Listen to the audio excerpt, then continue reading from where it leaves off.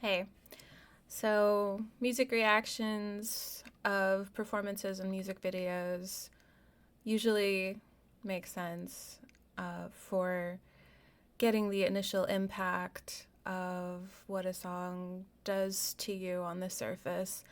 But there is a problem with reactions when it comes to certain types of music, certain bands, certain artists, and Sleep Token is definitely one of those. I have done one reaction to The Summoning. That was the first time I listened to a song just dedicated, sat down and paid attention and listened to it. But here's the thing, I just started listening to Sleep Token within the last 2 weeks, very recently discovered them.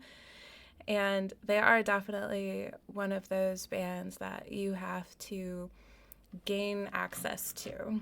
And what I mean by that is not, request permission from a gatekeeper. What I mean is to sit down and pay attention and spend some time, because just listening to one of their songs and, reacting to it could be entertaining the very first time, especially because of the novelty of what they do and the million changes and time signatures and genres and styles going on. But to really feel what's going on inside after a dedicated listening, that requires a little effort on the listener's part. And that's the most rewarding type of music, right? It's the music that is not just kind of handed to you like a chocolate chip cookie. You get all the what it offers. It is like very plain and simple, and it's gonna bring you joy, sure, but it is fleeting, short-lived, superficial. There is definitely a place for that in everybody's life, I'm sure. I mean, that's what I think anyway, I'm sure. But like I said, the most rewarding type of experiences are the ones where you take some time and you start to dig a little bit. I say that with the consideration that I do think it's important to kind of set the wheels in your brain aside while you listen for the first time or spend some time with an artist initially, because you do just kind of want to have the experience of what's going on. You don't want to be thinking the entire time, like, what does this mean? What does this mean? What did you say there? What does that lyric have to do with this lyric? And, what's that key change there? What's going on? Those things are going to be an experience and interesting in themselves, kind of a deep dive into what's going on. But initially, I think it's important to just like really be in an experience. So what I decided to do today is we're going to take a look at the album Take Me Back to Eden in its entirety. I have only kind of half listened to it because I listen to it with one earbud at work while I'm working in a warehouse, and that is not a dedicated listen at all. That's, every now and then I'll catch an interesting emotional chord change towards the end of a song, like, oh my gosh, which song is this? And, I have that kind of experience, but it's not a dedicated listen at all. So this will be the first time I'm actually sitting down and listening to it, with the exception of one or two songs. Chokehold, I did watch a video with Will Ramos kind of reacting to it with a couple other people. Not reacting, he'd heard it, but like kind of fanboying about how much he loved the song and why, and the whole thing kind of pointing out different moments and facets that make it so unique and so fascinating as an artistic expression, what they do. So I have listened to Chokeholds, in a pay attention kind of way. It is staggering, and every time I listen to it, I hear some new layer that I didn't really pick up on before. So yeah, we're just gonna start at track one and work through. I'm probably gonna pause, and whenever I, have something to say, I'll pause and say that, or after the song. So let's go. This is Take Me Back to Eden, track one, Chokehold.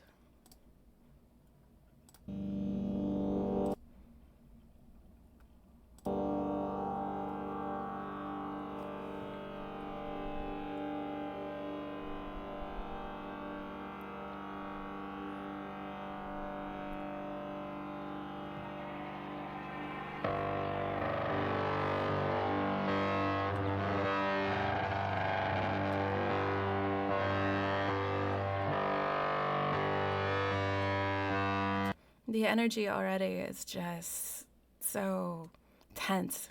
And like what is on the verge here. I love the harshness of the sound. When we were made,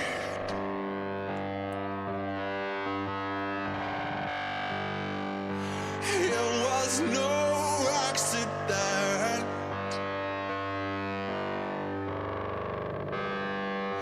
We were tangled up like branches in a flood.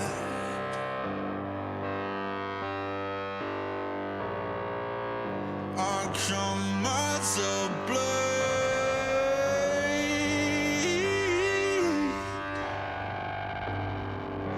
a sacred guardian.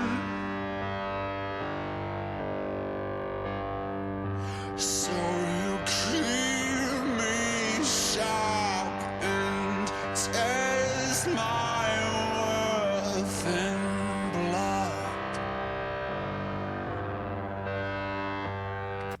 It feels like you're in kind of this pool of chaos, and the only thing anchoring you is the vocal, because it's in front of, this just kind of wall of sound going on that feels like a tremulous presence. You kind of want to step back from it like it's dangerous. So you're hanging on to the vocal for dear life, and I love how that is, because you want to focus on that voice, especially with these really unique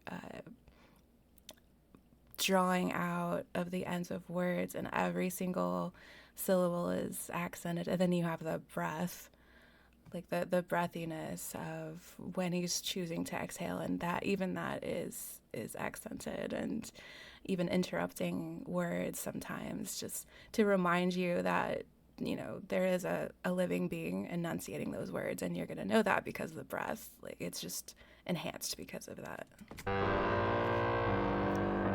You got me in a chokehold.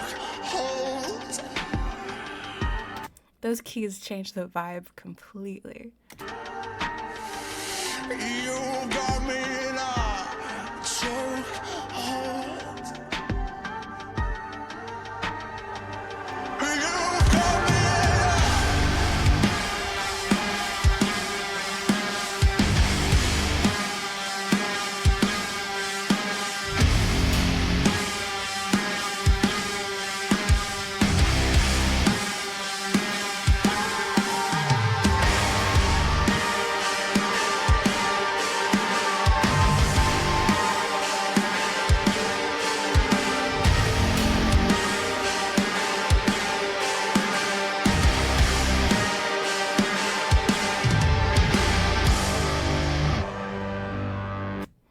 I feel like it's so disconcerting, not only the sound choices, but how the rhythm is something you can't hold on to. It's consistent and steady, but it's not something that you can groove to in a way that makes you feel safe. It's very uneasy, especially those kind of bending of the notes up top, and it sounds like the buzzing of an insect, and it's all very uneasy. It's gorgeous and uneasy. beneath the stormy seas, above the mountain peaks, it's all the same to me. It makes no difference. I've seen my days unfold and the impossible. I've turned my walls to gold to bring you home again. Those chord changes are so beautiful, and it feels like we're on steady ground now. So show me that which I cannot see, even if it hurts me, even if I can't sleep. Oh, and knowing act out of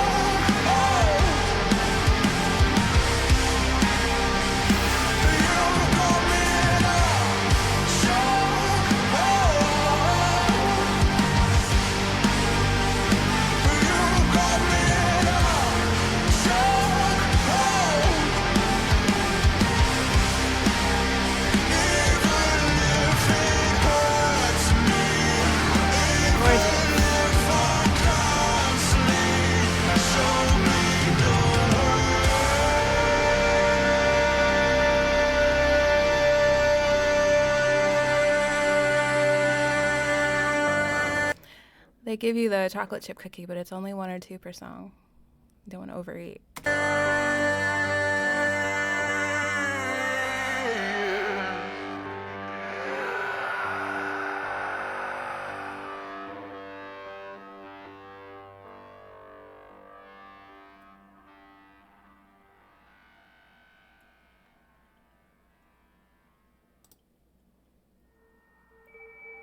Alright, I've already reacted to this, so I won't interrupt too much unless I have a different thought.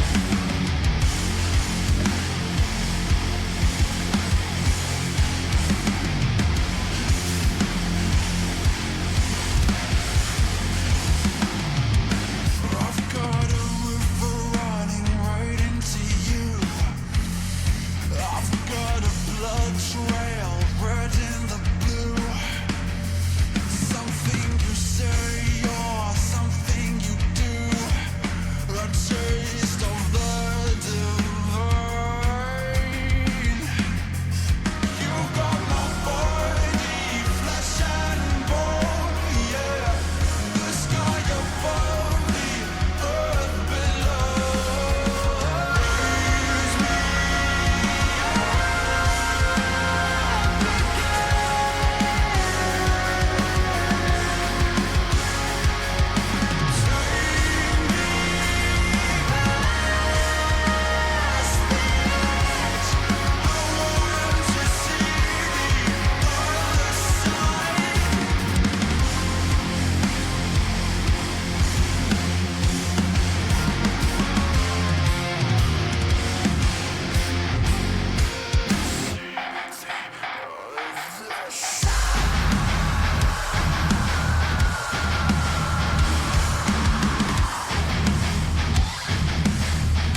It's already a masterpiece in the arrangement. These changes are just, they feel so smooth, despite there being such huge shifts.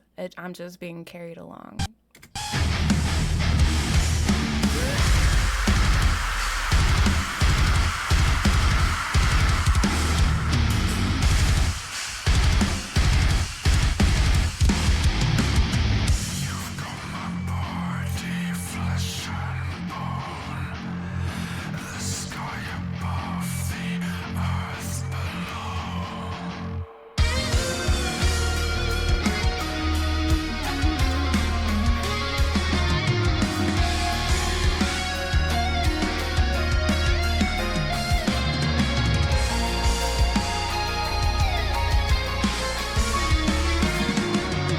Oh my god, that piano! I didn't even hear that the first time.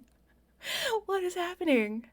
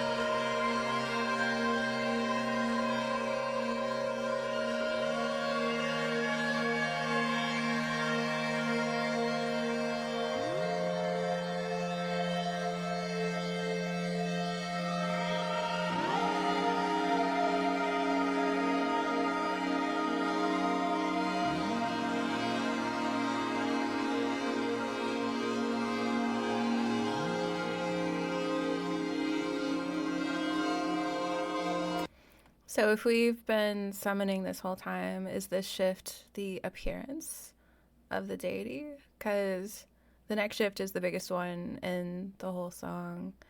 And what's interesting too to me is that I had only watched one or two videos, like intros of Sleep Token, and I was under the impression that the deity or Sleep was female. So the last few days when I've been listening to this album in particular and kind of half listening to songs, I was listening through the lens of them praying and worshiping to a female deity, and that made sense because there's a female presence all through this album that I thought was kind of the subject or the focus of these songs. And then yesterday I saw a different video or an interview where the deity is described as a he, so now I'm like, okay, is it both basically gender fluid?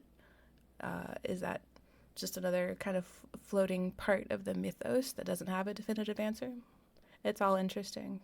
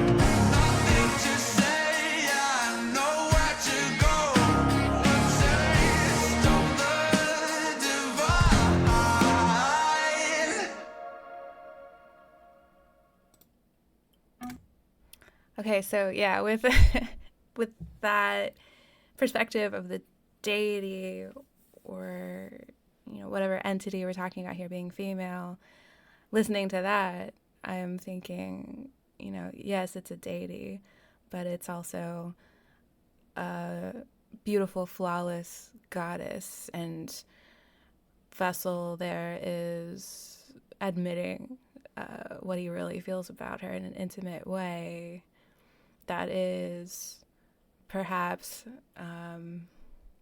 what's the word?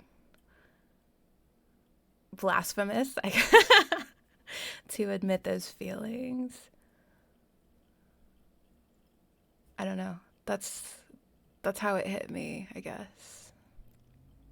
But yeah, there's a lot of moments in the album where he's addressing or longing or dealing with a female presence, and I've always just assumed that that's the deity that we're talking about. I don't know. Okay, next track, Granite.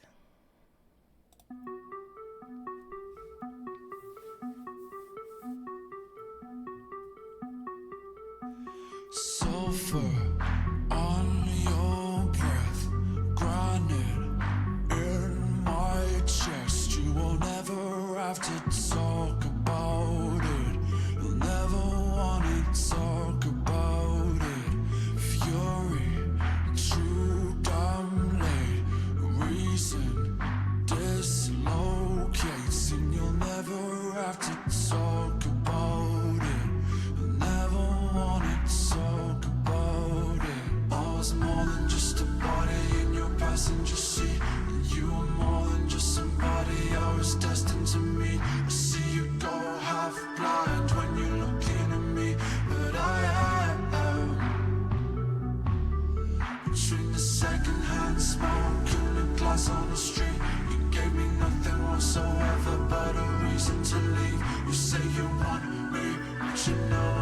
what you need, but I am. When you sit there, acting like you know me, acting like you only brought me here to get below me. Never mind the death threats, falling at the door. We'd rather be 6 feet under than be lonely. And if you had a problem, then you should have told me. Before you started getting all aggressive and controlling. You only drink the water when you think it's holy. So keep an eye on the road, or we will both be here. Oh, it's more than just a body in your passenger seat. And you are more than just somebody, oh, it's destined to meet. I see you go half blind when you're looking at me, but I am. Between the second-hand smoke and the glass on the street, you gave me nothing whatsoever but a reason to leave. You say you want me, but you know I'm not what you need, but I am.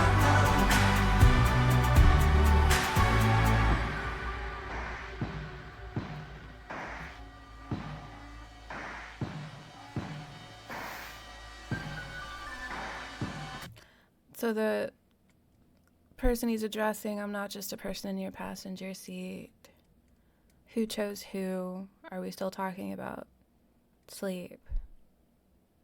Or is this a different relationship that is also entangled with the experience of the group that is worshiping sleep? I don't.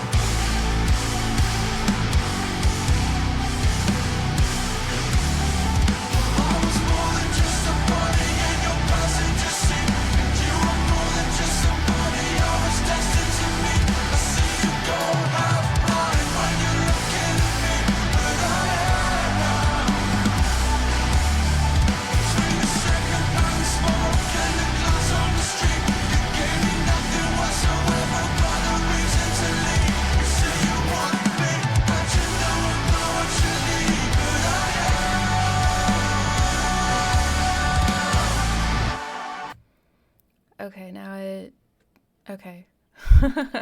I feel like while the metaphors aren't perfectly clear for me, it does feel like that makes a little more sense insofar that the experience of being or existing day to day with this presence that you long for is also a torturous experience. Glass on the street. Yeah. And I'm doing exactly what I said at the beginning, maybe avoid doing. But yeah, it's fun to ruminate on. I'm sure I'll have more thoughts for that as well. Let's move on to the next track. Before we move on to the next track, I almost forgot I have this all set up. You can probably tell the lighting is a little bit different. Any proper ritual requires a few different elements, I think. And I have some brand new incense. It's just been sitting here and I forgot to light it, so hold on.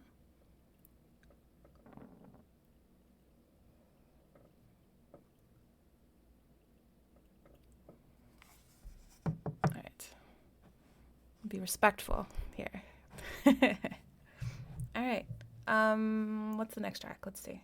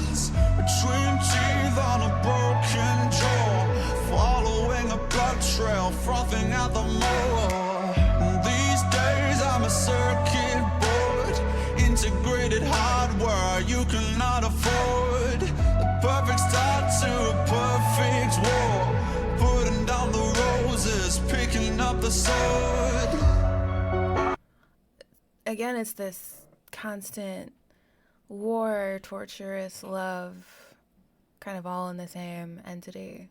Aqua, Regia.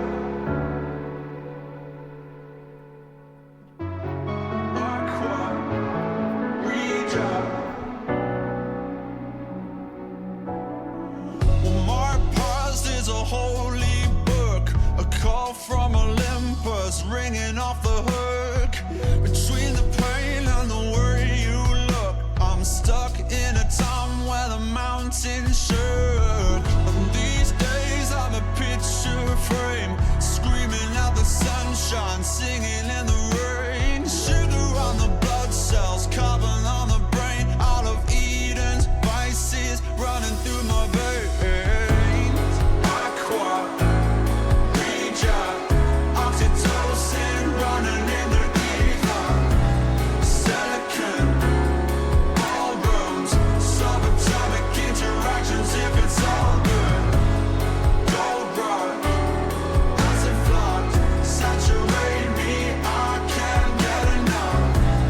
Cold blood, hot blood, running to your heart when you're thinking of. I have not seen this character. Wow, there's a lot going on. Different things that I'm like just automatically associating with it. Like a Catholic with, oh, there's a word for the trinkets they used to sell in olden days that are supposed to get you into heaven or something, or maybe take your sins away. I can't remember. But then you have like almost an evocation of an Indian god with the multiple limbs. I don't know.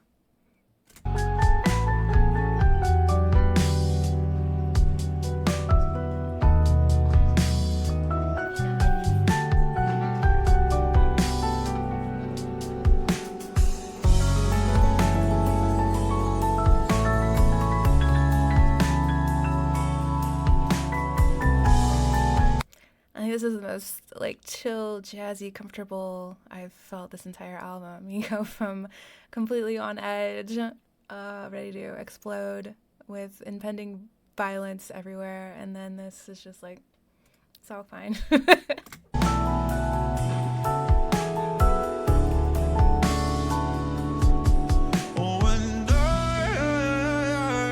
I'm dancing to alarm bells, no wonder my ears are still ringing.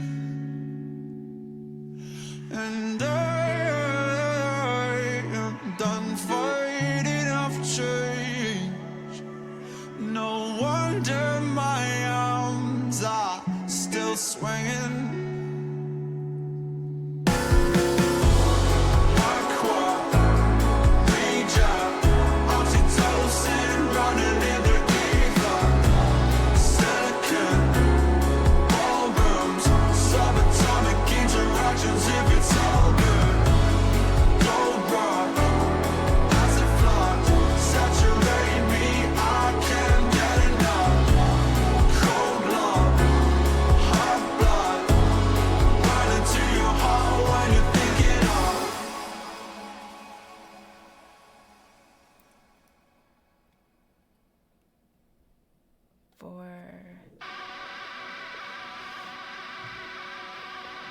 Taking a turn.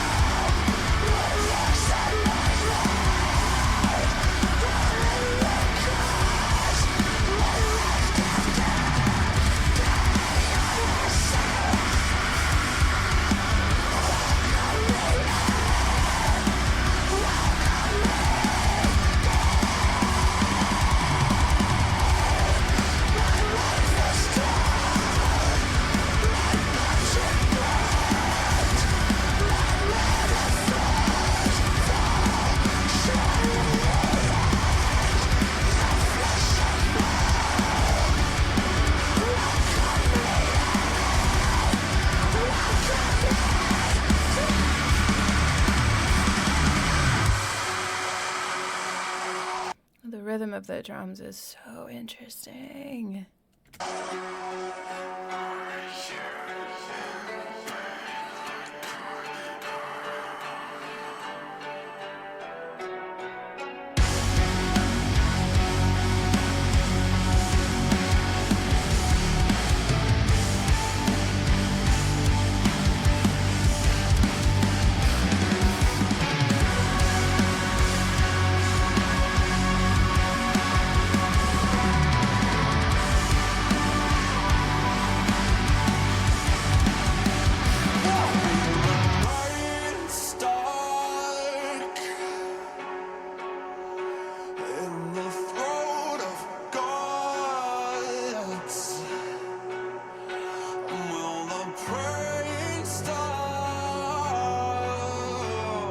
Praying mantis?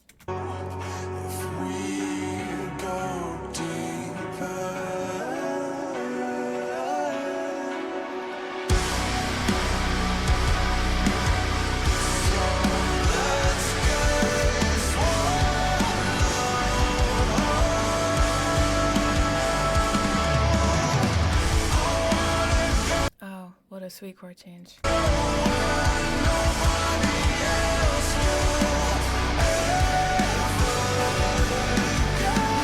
Super satisfying.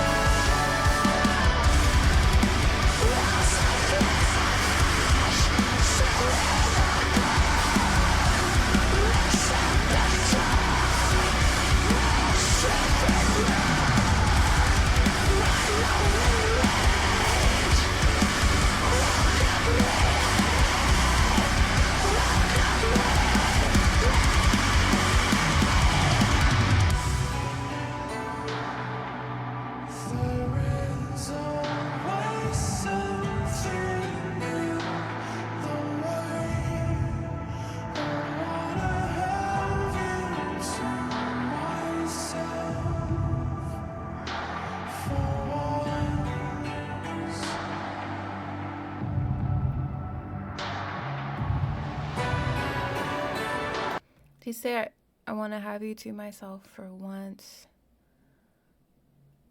I think that's what it sounded like.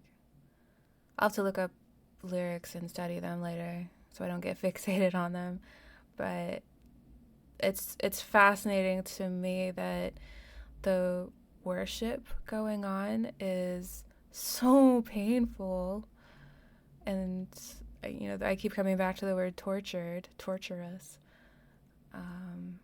The longing that is so pervasive throughout the music and the vocals and the lyrics is agonizing and intense.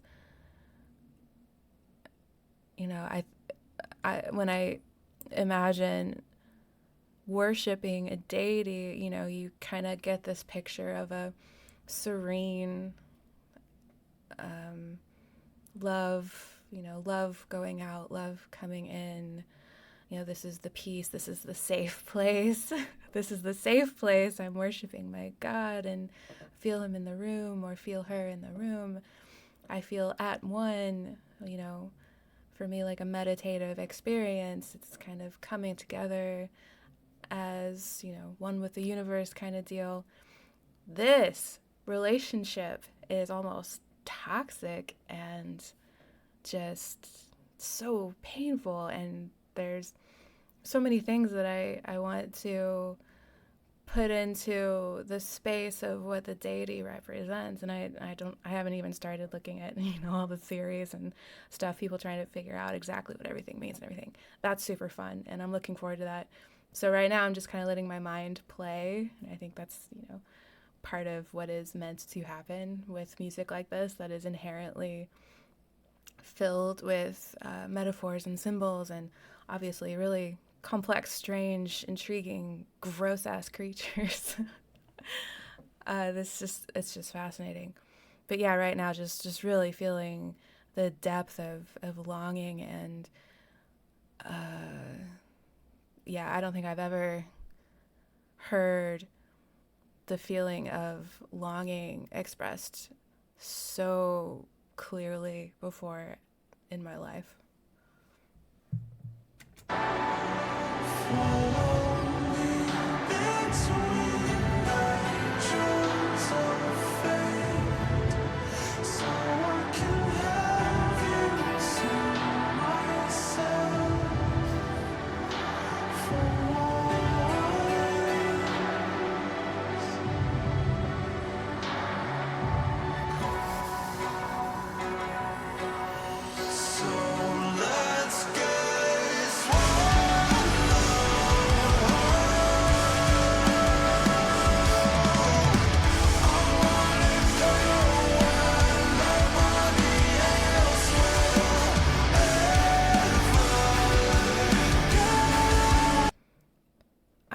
Go where nobody else will ever go.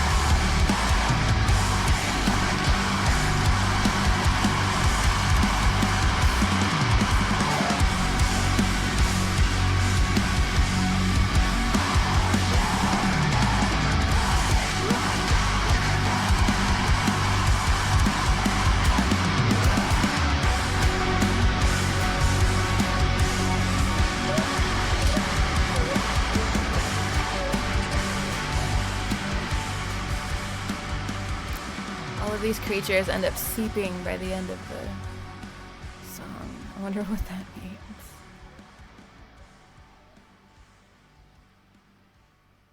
Oh my goodness. Okay, so I think this is the one where I'm like at work, like half listening while I'm working. It's a really loud warehouse, and I like almost wanted to cry because there were parts of this that were so beautiful. Like, I can't cry at work. I can't cry at work. Okay, so here we are. Ascensionism. 7 minutes. Dang.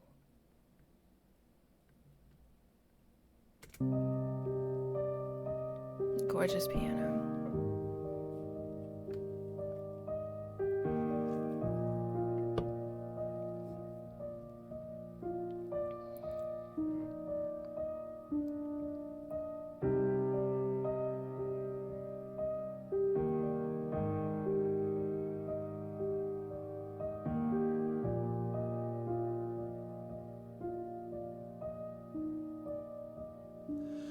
Well, I know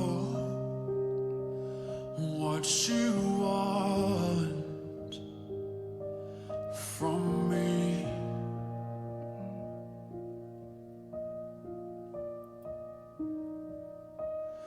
You want someone to be.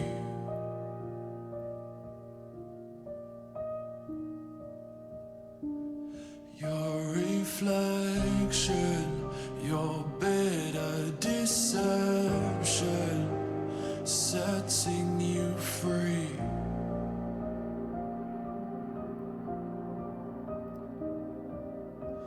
So you take what you want, then leave.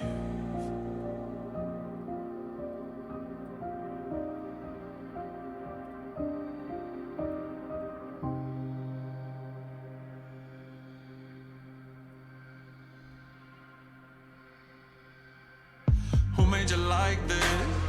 Who encrypted your dark gospel in body language? Synapses snap back in blissful language. Tell me you met me in past lives, past light, past what might be eating me from the inside, darling. Half algorithm, half deity, glitches in the code, or gaps in a strange dream. Tell me you guessed my future and it mapped onto your fantasy. Tell me into your mannequin and I'll turn you into my puppet create. Won't you come and dance in the dark with me? Show me what you are. I am desperate to know. Nobody better than the perfect enemy. Digital demons make the night feel heavenly. Make it real, 'cause anything's better than the way I feel right now. That's a really universal thing, right? Everybody, except for religious people who are lying to themselves for decades, you recognize that you're not getting a tangible interaction with the entity or whatever you're worshiping. And that is really painful. And I think we all have different capacities or abilities in our minds to twist that into something that is somehow satisfying and fulfilling. At least this is my personal take on it, but yeah, it sounds like he's addressing the deity or sleep with references to trying to characterize them. And it's like they're half and half, and part of them is material, like a human being. And what's interesting to me is that you think of different gods or different entities that people worship. Some of them are very human-like, especially, you think of Greek gods and Old Norse gods. They have very human flaws. And then there are other gods, entities that, worshipers kind of consider them whole and perfect and untouchable and not human at all. It's more aspire to be perfect to this thing or this entity that is not human, because humans are flawed. This is perfection, the Plato's ideal that is unreachable. So it's really interesting to me because I'm trying to conceptualize sleep as a goddess or god, while also hearing them being described in a very human-like sense, like in a toxic relationship kind of way. Like, I want to know you so badly, but you're refusing to let me in on a level that I need. It feels like you're just taking what you want and then walking away. And that's interesting too, on a personal note, because I have a lot of trouble connecting with people, whether it's, I don't know how much of it is Asperger's, how much of it is just, how my character ended out, but it's really, really difficult. And I do not connect or empathize with people hardly ever. So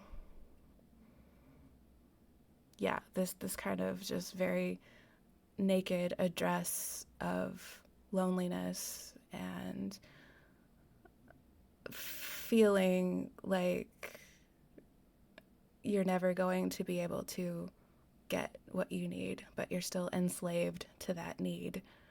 It's so fascinating. All right, sorry. I can offer you a blood-clear paradise. Diamonds in the trees, pentagrams in the night sky. Lipstick, chemtrails, red flags, pink nails. With one eye on the door, other eye on a rail. Other eye following a scarlet trail. And the last few drops from the holy grail. Now rose gold chains, rip lace, cut glass, blood stains at the just don't ask, be the first to the feast. Let's choke on the past and take to the broken.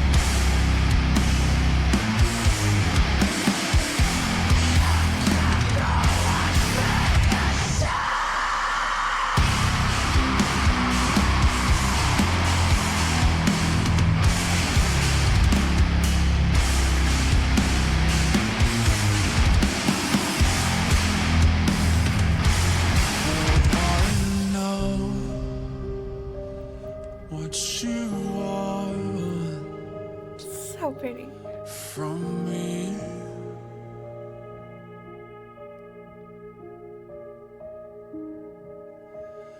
You want the same as me.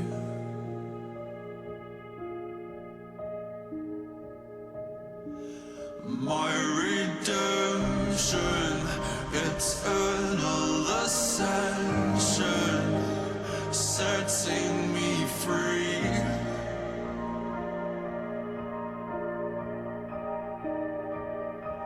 So I'll take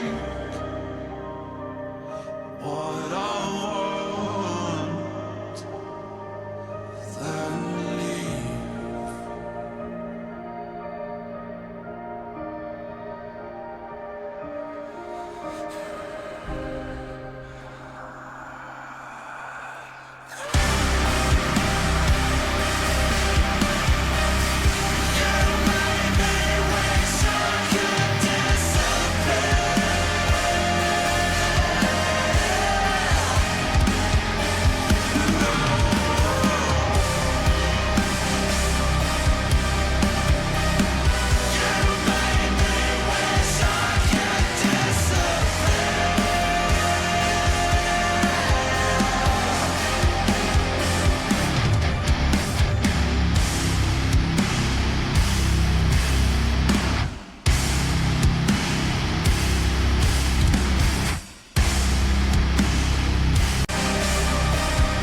I have to hear that note again.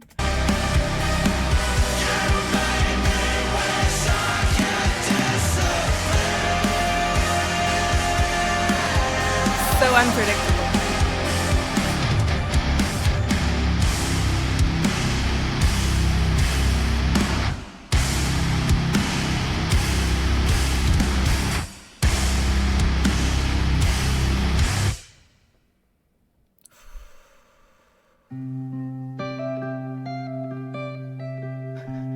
Are you really okay?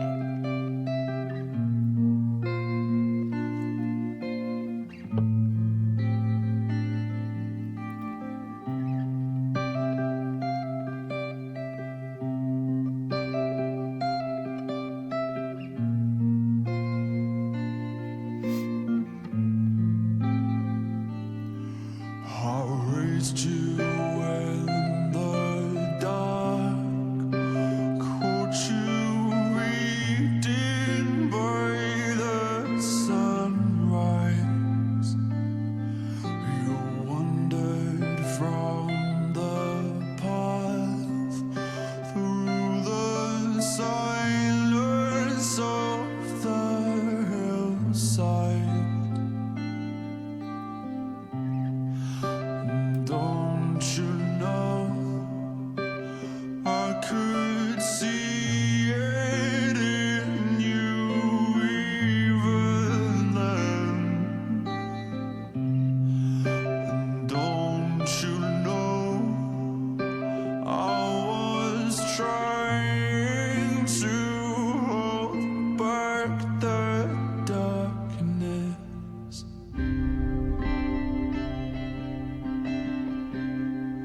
And are you really okay?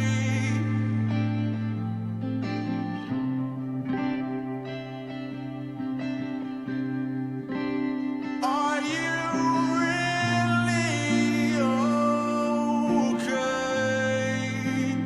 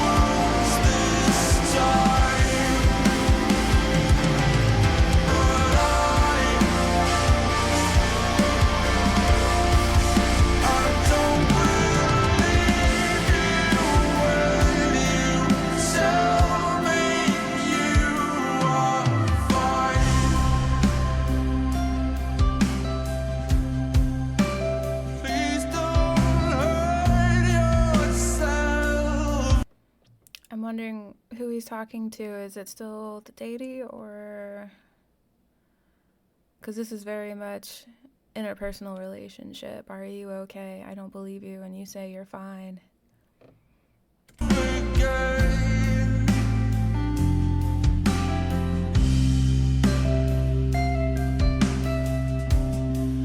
Just please don't hurt yourself again. Oh,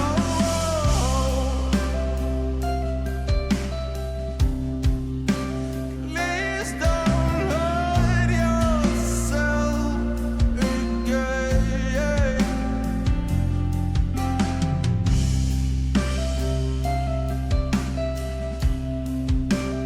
Please don't hurt yourself again.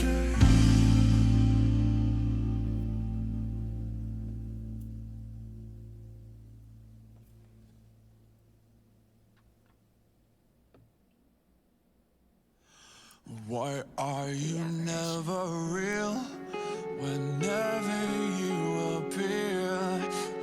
Why are you not real whenever you appear? Leave me with that grace. I am trembling with fear, but I know that you will disappear just as I awake. A whisper in my ear. Well, I believe that somewhere in the past something was between you and I, my dear, and it remains with me to this day. No matter what I do, the scar will never fade.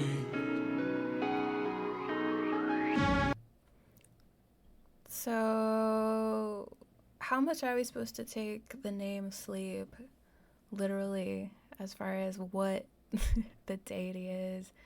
Because here it's like we're